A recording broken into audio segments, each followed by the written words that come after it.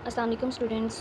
Last video में हमने 3A का क्वेश्चन नंबर 2 से 5 तक सॉल्व किए थे। आज हम लोग चैप्टर 3 का क्वेश्चन नंबर 6 एंड 7 और ये एक्सरसाइज ख़त्म करेंगे। So let's read first the question number 6। Raj buy 200 boxes of apple at 28 per box.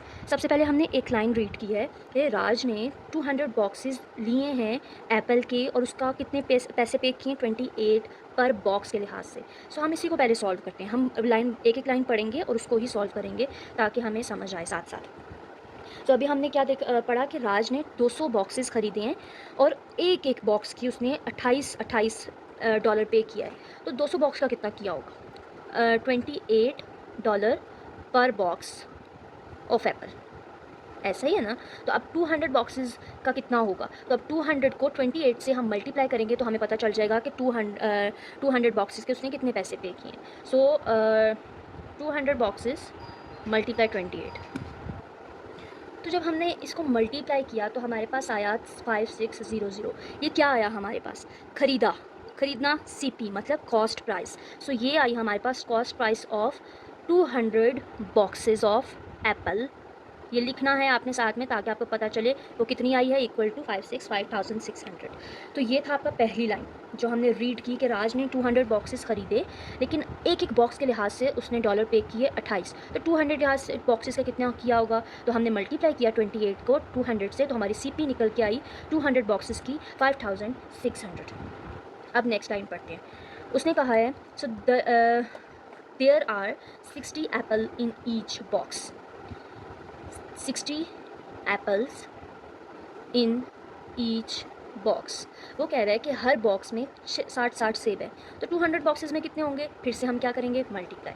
60 को हमने 200 से मल्टीप्लाई किया तो हमें पता चला 1200 इसका एप्पल्स है। तो टोटल सेब जो 200 बॉक्सेस में है वो कितने हैं? Total apples in all boxes या इन 200 बॉक्सेस लिख लो आप जो क्वेश्चन में गिवन है, ठीक है, इज़ ये इतने 12,000।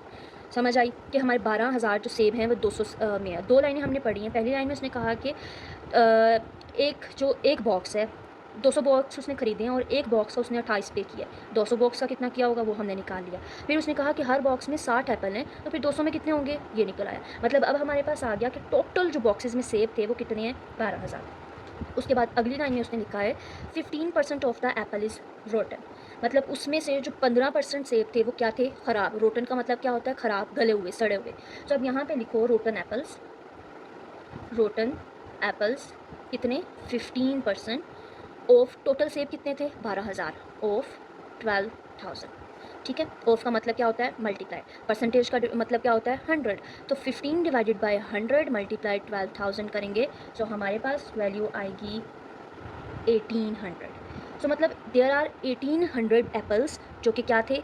ख़राब थे। 3 लाइन्स हमने हो गई। नेक्स्ट लाइन पढ़ते हैं। फाइंड द SP पर एप्पल। एक एक सेब के लिहाज से हमने अब क्या निकालनी है? SP निकालनी है। If you want to earn an 80% of the cost price. फिर उसने कहा कि हमने अब SP भी निकालनी है और उसको थोड़ा सा प्रॉफिट भी हुआ है। जितना उसने ख़रीदा था ना, जो कॉस्ट प्राइस उसकी निकली थी उसमें उसको थोड़ा प्रॉफिट भी हुआ है। अभी हमें पता चला कि कितने सेब ख़राब हैं? 1800। लेकिन टोटल सेब कितने थे? 12,000 थे। ये तो हमने परसेंटेज निकाली। अब हमने इस 12,000 में से 1800 को क्या करना है? माइनस करना है ताकि हमें पता चले कि हमारे पास सही सेब कितने बचे। ठीक है, तो हम इनको क्या करेंगे? 12,000 माइनस 1800 को हमने माइनस किया तो हमारे पास आया 102। तो ये हमारा जो सही सेब है, they are the fresh apples in the boxes. यहाँ मैं लिख देती हूँ फ्रेश एप्पल्स जो थे वो हमारे पास कितने थे इन 200 बॉक्सेस। सो वो ये थे। ठीक है, उसके बाद उसने क्या कहा था? हमें प्रॉफिट हुआ है 80% का। प्रॉफिट 80%। मैंने पहले बोला था जब हमें प्रॉफिट हो तो हम क्या करते हैं? प्लस करते हैं। टोटल पर प्रॉफिट परसेंटेज कितनी होती है? 100। तो 100 में अगर हम 80 प्लस करें तो हमारे पास आएगा 180% ऑफ 5600। किसने बोला था? उसने क्या बोला लास्ट लाइन में? हमें प्रॉफिट हुआ 80% का ऑन द कॉस्ट प्राइस। किसकी प्राइस से? Cost price. हमारे पास कॉस्ट प्राइस क्या थी? 5600 जो कॉस्ट प्राइस थी कि टोटल उसने कितने पैसे पे किए थे, तो उसी का प्रॉफिट निकाला। 80 था, 180 कैसे आया? प्रॉफिट में हम प्लस करते हैं, टोटल परसेंटेज 100 होती है, 100 में 80 प्लस किया, 180 आ गया और 5600। अब 180 डिवाइडेड बाय 100 मल्टीप्लाई 5600। इसको सॉल्व करते हैं। सो इसको सॉल्व करने से हमारे पास आया 10080। ठीक है, तो ये तो हो गया। अब हमारा क्वेश्चन यहाँ पे एक तरह से ख़त्म हुआ। अब हमने करना क्या है, देखो हमारे पास यहाँ निकला था फ्रेश एप्पल कितने थे, ठीक है। यहाँ पे हमें निकला कि प्रॉफिट के बाद उसने कितने पे किए। अब ये दो वैल्यूज़ है हमारे पास, ठीक है, तो इन दोनों को हम क्या करेंगे, डिवाइड करेंगे, वी गेट आवर आंसर। ठीक है, तो इसको डिवाइड करवा लो, 10200 डिवाइडेड बाई 10080। तो हमारा आंसर क्या आएगा, या आप इसको मैं डिवाइड करें तो हमारा आंसर ठीक नहीं आ रहा, तो आप इसी वैल्यू को ऊपर रखो जो लिखी हुई है, ये ऊपर रख दो, या मैं इसको यहाँ काट के यहाँ दोबारा कर देती हूँ 10080। और फिर हमने किया 10200, इसको सॉल्व करेंगे तो हमारे पास वैल्यू आएगी 0.98। सो दिस इज़ योर आंसर। हो गया। So yes, this is your question number 6। Let's move question number 7। एक दफ़ा दोबारा इसको रिकॉल करने की आई होप ज़रूरत नहीं है, क्योंकि बहुत अच्छे से समझाया है, तो इसको ध्यान से समझ के वन बाय वन एक एक लाइन पढ़ो, उसको सॉल्व करते जाओ, डायरेक्ट नहीं, कंफ्यूज नहीं होना, पहले एक लाइन समझो उसने कहा क्या है, देन आगे जाओ। ठीक है, now move to the question number 7।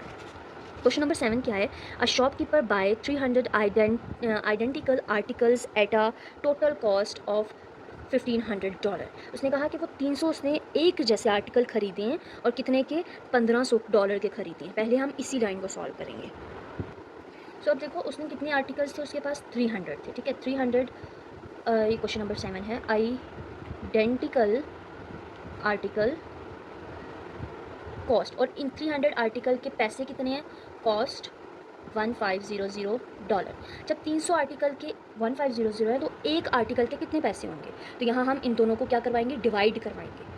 जब 300 के इतने पैसे हैं तो एक आर्टिकल के कितने पैसे होंगे, तो हम इसको डिवाइड करवाएंगे, 1500 डिवाइडेड बाय 300, तो हमारा आंसर आएगा 1 आर्टिकल इक्वल टू $5। तो यहाँ लिख लें, 1 आर्टिकल जो हमारा आया वो हमारा कितने का आएगा, $5 का आएगा। अगर 300 आर्टिकल्स आएंगे तो वो 1500 के आएंगे। एक लाइन हमारी हो। नेक्स्ट वो कह रहे हैं, he sell 260 article at a price that is 20% above the cost price. उसने कहा अबव कॉस्ट प्राइस जो थी उससे 20% अबव, मतलब प्रॉफिट हुआ, प्रॉफिट कमाया उसने।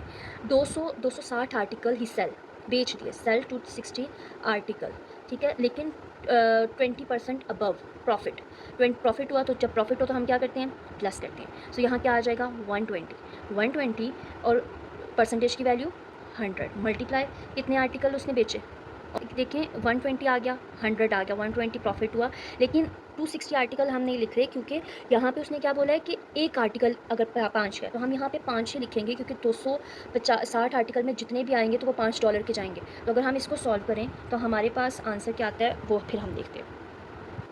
तो हमारे पास आंसर आया $6। क्या आया, ये आए 260 आर्टिकल जो उसने प्रॉफिट बेचे, वो कितने आए, SP, ये SP निकल रही है, सेलिंग प्राइस ऑफ 260 आर्टिकल कितने, $6 के बेचे। मैं दोबारा बता देती हूँ, जब उसने कहा ना 260 आर्टिकल उसने बेचे हैं 20% प्रॉफिट के साथ, प्रॉफिट मैंने 120 लिखा, 100 लिखा, 100 प्लस किया तो 120 आ गया, परसेंटेज की वैल्यू 100। मैंने पहले 260 लिखा था, बट 260 तो उसने बेचे हैं, तो पैसे कितने के था, एक आर्टिकल कितने का था, वो $5 का था, तो मैंने 5 से मल्टीप्लाई करवाया, तो हमें पता चला कि जो उसने 260 बेचे हैं तो वो एक एक आर्टिकल कितने का बेचा होगा, $6 का। ठीक है, तो उसके बाद जो हमारा अब टोटल 260 है, अब इसके पैसे नहीं, हमें वो $1 का पता, एक आर्टिकल का पता चला कि वो $6 का बेचा है। 260 कितने के बेचे होंगे, उसको हम 6 से मल्टीप्लाई करवाएंगे, तो 1560। अब देखो 20% प्रॉफिट डालने के बाद उसने जब इतने के बेचे तो वो खरीदे कितने के थे, टोटल जो 300 आर्टिकल्स थे वो 1500 के थे। जो उसने 260, सिर्फ 260 जो बेचे हैं उसमें उसने 1560 कमा लिए। तो वो मैंने इसलिए इसको 5 से मल्टीप्लाई किया $1 को, एंड देन वो फिर हमारी वैल्यू आई 6, मतलब 260 उसने जो आर्टिकल बेचे हैं वो एक आर्टिकल के लिहाज से $6 का है, तो 260 कितने के होंगे, तो मैंने उसको मल्टीप्लाई करके इससे आंसर आ गया। फिर उसने आगे हमें बोला है, each of the remaining article, जो बाकी बचे, टोटल कितने से 300, कितने इस्तेमाल हो गए, 260, बाकी कितने बचे 40, उसमें उसने 50% का प्रॉफिट कमाया है ऑफ द सेलिंग प्राइस। तो अब उसको सॉल्व करते हैं। अब उसने कमाया 50% प्रॉफिट ही कमाया, लेकिन अब यहाँ मैं 100 ऐड नहीं करूँगी। क्यों नहीं करूँगी, क्योंकि वो यहाँ लिखा हुआ है रिमेनिंग आर्टिकल, जो बाकी बचे हैं, रिमेनिंग आर्टिकल। तो मैं जब भी रिमेनिंग का वर्ड आएगा या कोई बाकी बचे होंगे उसमें हम 100 ऐड नहीं करेंगे, क्योंकि टोटल में हमने 100 ऐड कर चुके हैं। सो रिमेनिंग आर्टिकल 15% ऑफ कितने आए थे, एक 260 कितने के बेचे थे उसने, 6 का, एक आर्टिकल कितने का हुआ, 6 का, तो बाकी भी 6 को फिर हम उसको सॉल्व करेंगे कि 50 डिवाइडेड बाय 100 मल्टीप्लाई 6 करेंगे तो हमारे पास $3 का। अब जो बाकी 40 आर्टिकल बचे थे वो कितने के उसने बेचे, $3 के बेचे, तो उसको टोटल कितने थे 40, जो 40 को 3 से हम मल्टीप्लाई करवाएंगे तो हमारे पास आएगा 120, मतलब उसने 120 का बेचे बाकी आर्टिकल।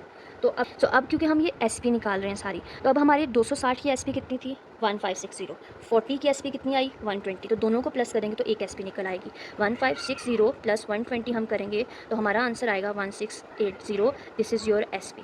ठीक है, ये आपकी एसपी आ गई। कॉस्ट प्राइस हमारे पास क्या थी 1500 थी, तो सीपी और एसपी दोनों गिवन है। अब उन्होंने हमें कहा था कि इसका प्रॉफिट भी निकालना है और इसकी प्रॉफिट परसेंटेज भी निकालनी है, तो वो आपको पता है प्रॉफिट का फॉर्मूला हम लोग क्या लगाते हैं, प्रॉफिट निकालना हो तो हम लोग S P minus C P करते हैं। एस पी हमारे पास क्या आई है 1680 माइनस सी पी कितनी है 1500, इनको माइनस करेंगे तो क्या आता है 180। सो हमें प्रॉफिट कितना होगा 180 का प्रॉफिट परसेंटेज निकालनी है, percentage equal to profit divided by C P multiply 100। 180 profit था, सी पी कितनी थी 1500 मल्टीप्लाई 100 करो, so you get your answer 12%। So this is your exercise 3A completed here. एक चीज़ आप लोग याद रखना, अगर आपको एक्सरसाइज समझ आई है तो आप अगर पीछे जाओगे तो ये प्रैक्टिस नाउ आपको दी हुई है, अब ये प्रैक्टिस नाउ सॉल्व करना है आपने। ये एक्सरसाइज सिर्फ समझने के लिए, पेपर में इसमें आ गया तो आ गया, नहीं तो ज़्यादातर नहीं आता। ठीक है, ये मेक श्योर करना। लेकिन इसी तरह के सवाल आते हैं, वैल्यूज़ को चेंज करके दिया जाता है कि इतनी वैल्यूज़ ये हैं ये, तो इसको रट्टा लगाने से बेहतर है इसको समझो तरीके से एक एक लाइन को, और उसके बाद फिर वैल्यूज़ चेंज जो पीछे प्रैक्टिस नाउ में है वो सॉल्व करो। ज़ुबानी करो, प्रैक्टिस नाउ के आंसर्स बुक के एंड पे दिए हुए हैं, वहाँ से चेक करो कि ये आंसर ठीक आए हैं या नहीं आए।